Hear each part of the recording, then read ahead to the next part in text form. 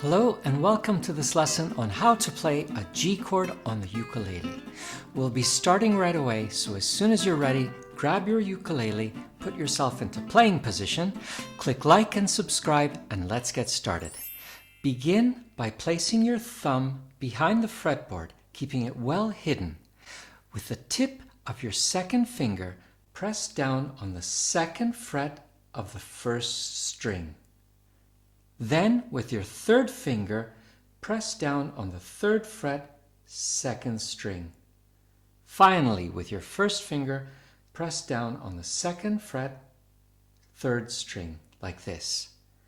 With a thumb or a pick, slide down across all four strings as smoothly as possible, like this.